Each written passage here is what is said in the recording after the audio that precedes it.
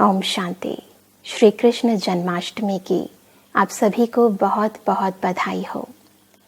प्रतिवर्ष भादव मास के कृष्ण पक्ष की अष्टमी पर हम सभी जन्माष्टमी का ये त्योहार सेलिब्रेट करते हैं। इस दिन सभी के मन में केवल एक ही सुंदर मूर्त होती है और वो है श्री कृष्ण जी की, जिन्हें हम मनमोहन, मदन गोपाल, गोविंद, हरे मुरारी अनेक नामों से याद करते हैं, जिनके जीवन चरित्रों का वर्णन गायन अनेक कवियों ने किया। अनेक छंदों में, अनेक पदों में श्री कृष्ण जी की बाल लीलाओं का, उनके जीवन चरित्रों के बारे में बहुत ही सुंदर गद्यों और पद्यों के माध्यम से वर्णन किया जाता है, जिन्हें हम स्कूल में भी पढ़ते थे। श्री कृष्ण का वास्तविकता में संपूर्ण जीवन चरित्र ही प्रेरणा स्रोत है और इसीलिए ही सभी लोग, चाहे छोटे बच्चे हों, जवान हों या बूढ़े हों, परंतु श्री कृष्ण जी की आराधना, पूजन, कीर्तन करते हुए उनकी रास लीलाओं का आनंद सभी उठाते हैं। इस दिन देखते हैं कि सभी माताएं, भाई बहुत ही प्यार से प्रातः काल से लेकर अर्धरात्रि तक बहुत से नियम, विधि विधानों का पालन करते हैं। हर वर्ष हम देखते हैं कि सभी अपने घर में छोटी सी ठाकुर जी की मूर्त रखते हैं और बहुत ही प्यार से प्रातः उन्हें स्नान आदि कराते हैं, नए कपड़े पहनाते हैं। सारा दिन उन्हीं के ही गायन, पूजन, वंदन, कीर्तन आदि करते हैं। उन्हीं के ही चरित्रों के बारे में सोचते हैं, उनकी कहानियों के बारे में सोचते हैं, आपस में वर्णन चिंतन करते हैं। सभी भाई बहनें बहुत ही हर्षोल्लास के साथ श्री कृष्ण जी का जन्मदिन सेलिब्रेट करते हैं। अपने घरों को सजाते हैं, श्री कृष्ण जी की झांकियां भी निकालते हैं। कई जगह दही हांडी का कार्यक्रम भी रखा जाता है। सभी लोग श्री कृष्ण जी के साथ हर्षोल्लास के साथ रास लीला करना चाहते हैं, इसलिए कई जगह रास मंडल भी आयोजित किए जाते हैं। रात्रि को सभी लोग बहुत ही प्यार से एकत्रित होते हैं। श्री कृष्ण जी का जन्मोत्सव पर वह श्री कृष्ण जी को भोग लगाते हैं। छोटे से पालने में अपने लड्डू गोपाल को झूला झुलाते हैं और देखते हैं कि सारा दिन व्रत उपवास रखने के बावजूद भी सभी के चेहरे पर मुस्कुराहट वैसी ही बनी रहती है। उमंग, उत्साह कम नहीं होता। क्या कारण है? कितना प्यार है भक्तों के लिए, अपने श्री कृष्ण जी के लिए। जैसे अपने घर में किसी का जन्मदिन होता है तो सभी लोग बहुत ही उत्साहित होते हैं और उस बच्चे को बहुत ही स्पेशल फील कराते हैं। परंतु देखते हैं कि श्री कृष्ण जी का जन्मदिन तो सभी के लिए स्पेशल होता है। श्री कृष्ण जी तो स्पेशल होते ही हैं, परंतु सभी को लगता है कि स्वयं श्री कृष्ण जी उन्हें वरदान दे रहे हैं। अब तक तो हमने अनेक वर्ष श्री कृष्ण जी का गायन, पूजन, वंदन किया, उनके गुणगान गाए, परंतु शायद परमात्मा चाहते हैं कि इस दफ़ा हम केवल श्री कृष्ण जी का गुणगान ना गाएं, अपितु गुणवान बन जाएं। परंतु उसके लिए ज़रूरत है तनिक थोड़ी देर के लिए।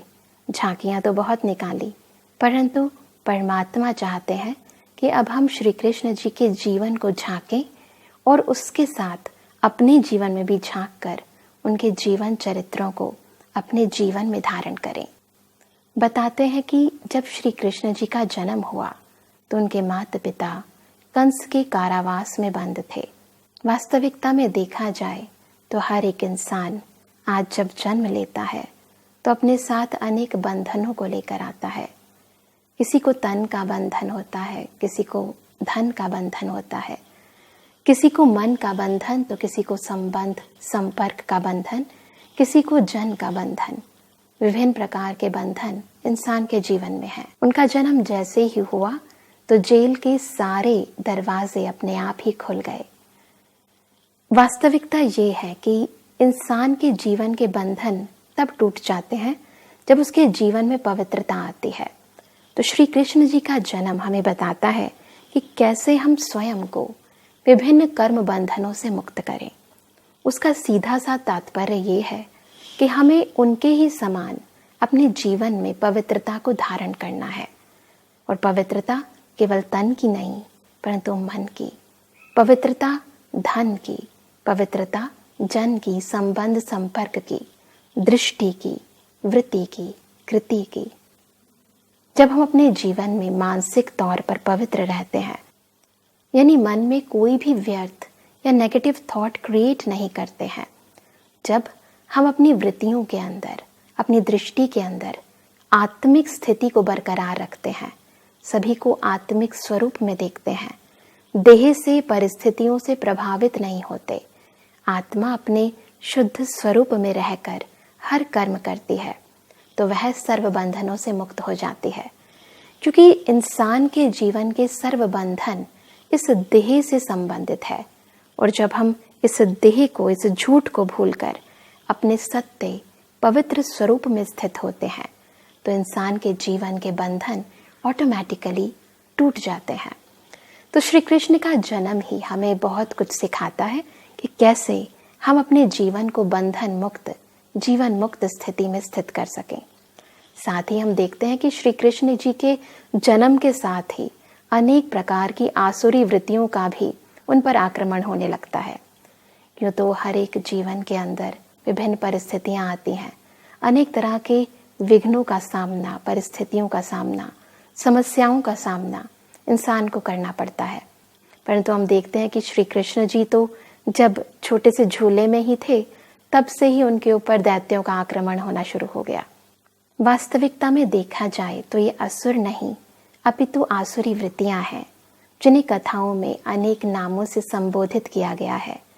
चाहे वह अकासुर हो, बकासुर हो, पूतना हो, संकटासुर हो, तृणावत हो या फिर कालिया नाग हो। दिखाते हैं कि श्री कृष्ण जी के जीवन में लगातार इस तरह के असुरों का आक्रमण हुआ, और अंत में उन्होंने कंस, जो कि इन सभी आसुरी वृत्तियों का मूल था, उनका भी वध किया। यदि हम इन नामों को थोड़ा सा संधि विच्छेद करके देखें, तो कहीं ना कहीं आपको ये आसुरी वृत्तियां अपने अंदर भी दिखाई देने लगेंगी। जैसे हम दिखाते हैं कि अकासुर, अगासुर जो है वो सर्प का प्रतीक है, सर्प जो विष का प्रतीक है, जिसे हम कहते हैं परमात्मा को याद करते हुए कि हे परमात्मा, आप हमें विषय विकारों से मिटाओ।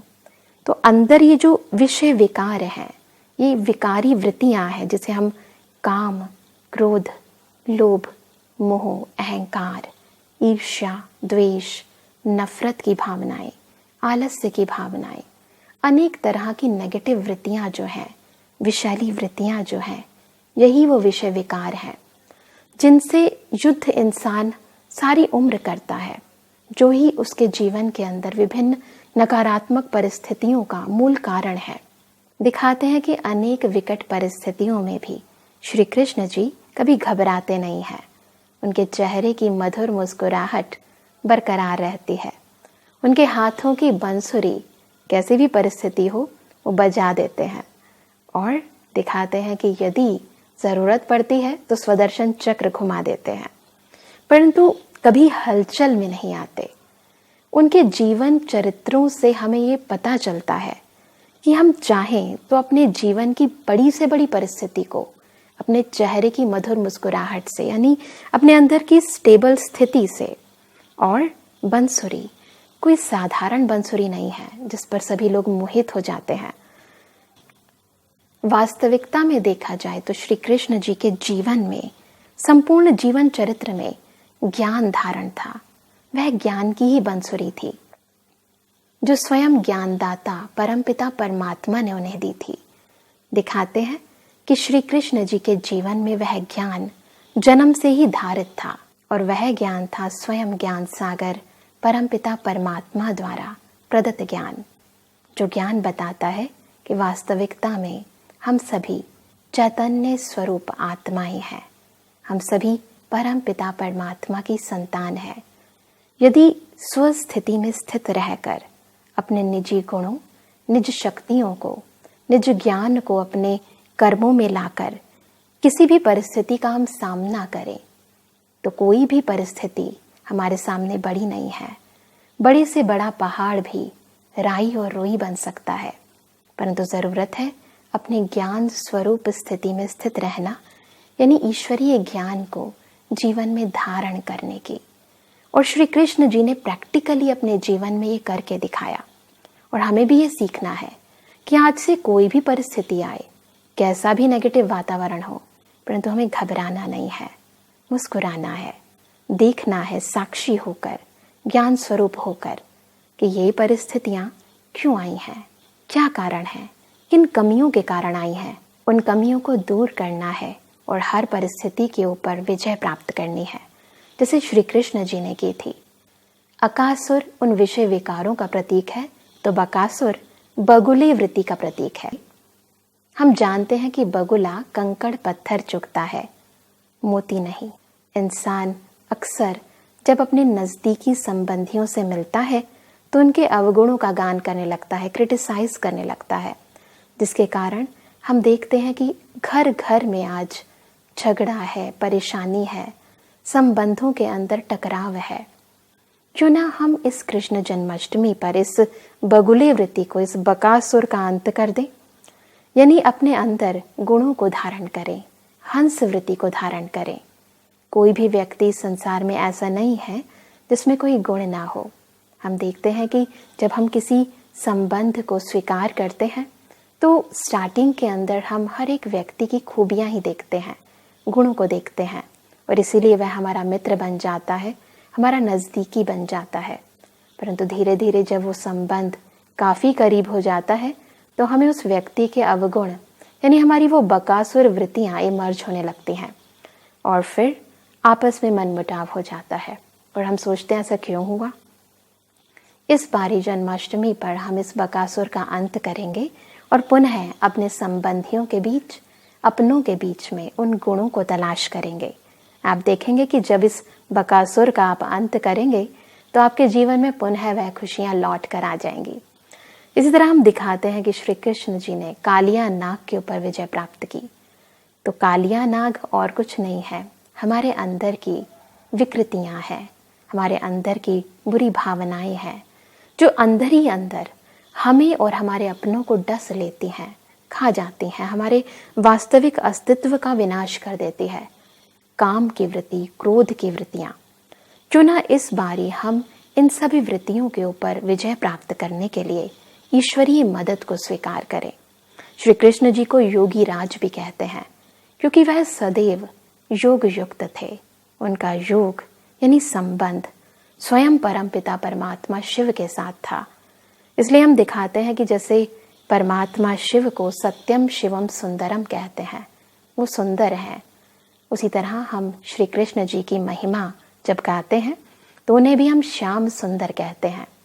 अंतर यही दिखाते हैं क्योंकि परमात्मा शिव सदा है, सत्य है, यानी कभी जन्म और मृत्यु के चक्र में नहीं आते, जन्म पुनर्जन्म में नहीं आते। परंतु श्री कृष्ण क्योंकि देव आत्मा है तो वह जन्म और पुनर्जन्म के चक्र में आते सुंदर से श्याम व श्याम से सुंदर बनते हैं। तो है तो दोनों ही सुंदर, और ये सुंदरता कोई बाह्य सुंदरता नहीं है परंतु आंतरिक गुणों की सुंदरता है। और वह गुण जो स्वयं परमात्मा में है, उनके सानिध्य में रहकर श्री कृष्ण जी की आत्मा ने भी उन गुणों को धारण किया।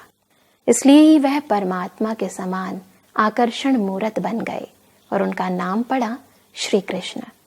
तो ऐसी आकर्षण मूर्त यदि हम बनना चाहते हैं, ऐसे कालिया नाग के ऊपर यदि हम डांस करना चाहते हैं, तो ज़रूरत है अपने अंदर उस पवित्रता को, उन गुणों को धारण करने की, जो कि आते हैं स्वयं गुणों के सागर परमपिता परमात्मा के सानिध्य में रहकर।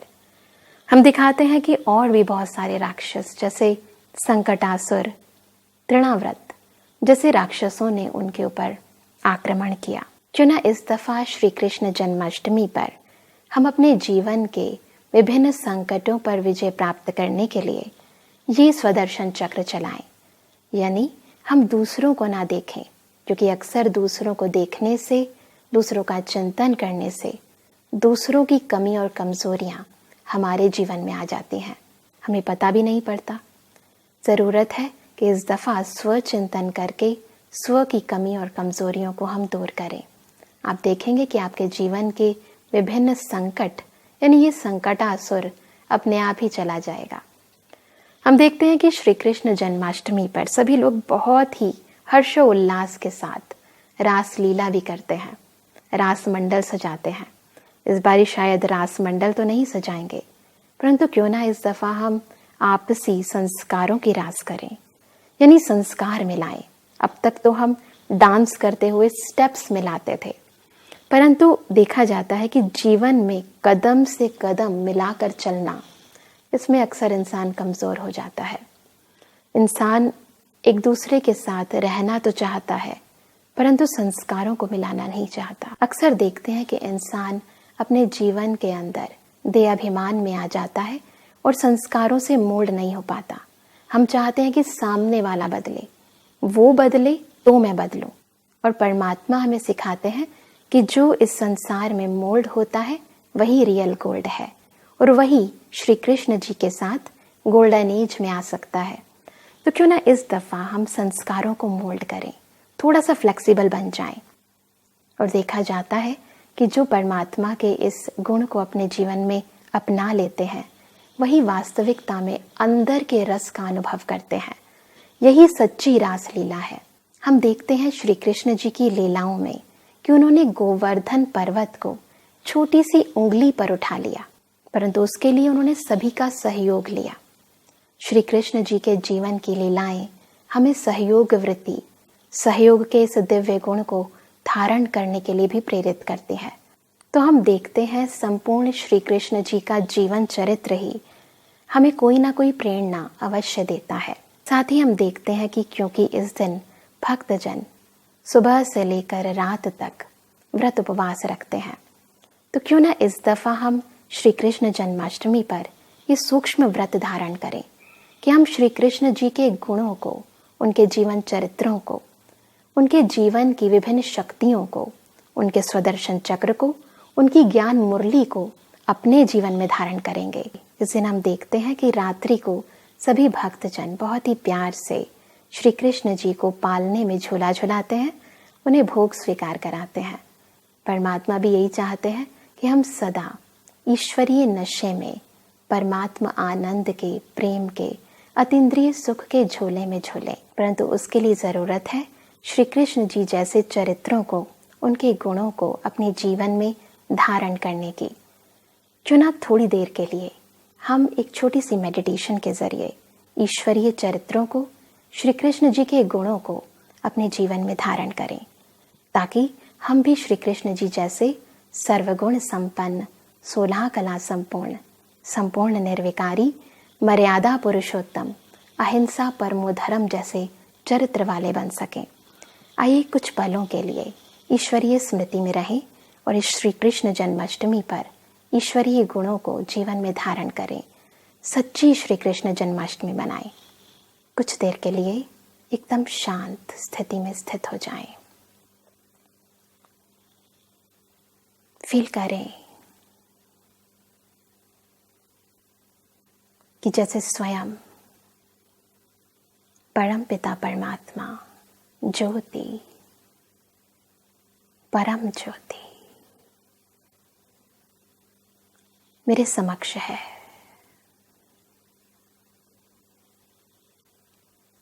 वह परमात्मा इस श्री कृष्ण जन्माष्टमी के शुभ पर्व पर मेरे अंतर में उन दिव्य गुणों को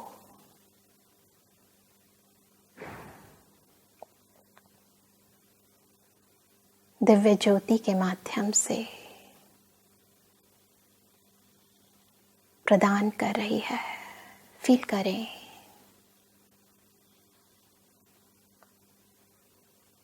ईश्वरीय किरणों को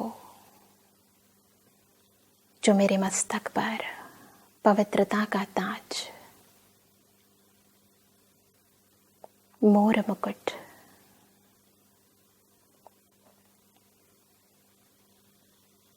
धारण करा रहे हैं। मेरे अधरों पर पवित्रता की मुस्कुराहट धारण करने की शक्ति प्रदान कर रहे हैं। मेरे नैनों में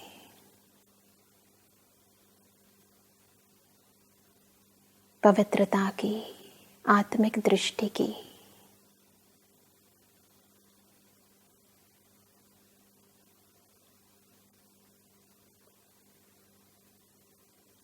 शक्ति प्रदान कर रहे हैं। फील करें परमात्मा मुझे ज्ञान, गुण और शक्तियां प्रदान कर रहे हैं। स्वीकार करते जाएं इन दिव्य किरणों को अंतर तक।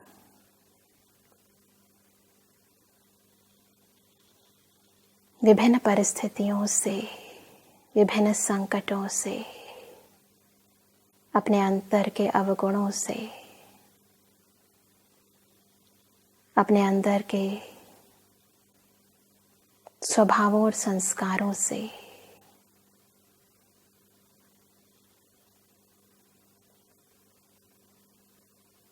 स्वचिंतन द्वारा, स्वदर्शन द्वारा विजय प्राप्त करने की शक्ति प्रदान कर रहे हैं। फील करें ईश्वरीय किरणें मेरे अंतर के संस्कारों को परिवर्तन कर मेरी कमी कमजोरियों को शक्ति में परिवर्तित कर रही हैं।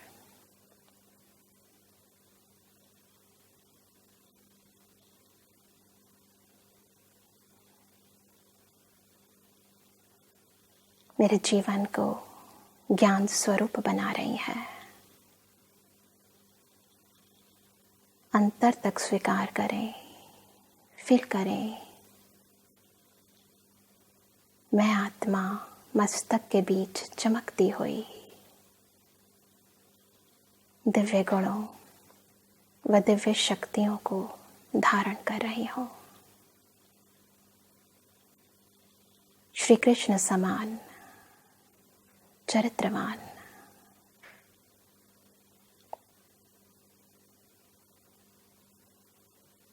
श्री कृष्ण समान सर्वशक्ति स्वरूप बन रही हूं। सर्व गुणों को जीवन में धारण कर सर्व कलाओं से संपन्न बन रही हूं। फील करें अपने आंतरिक परिवर्तन को, आंतरिक खुशी को, इस अंदर के सुखों के झोले को।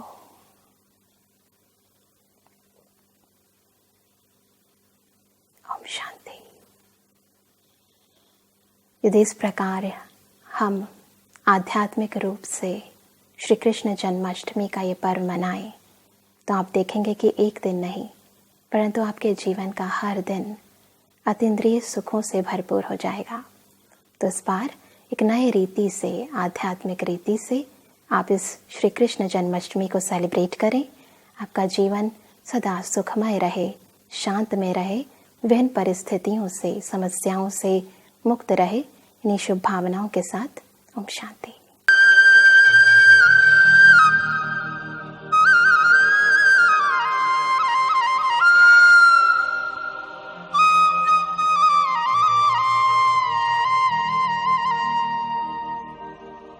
Mm-hmm.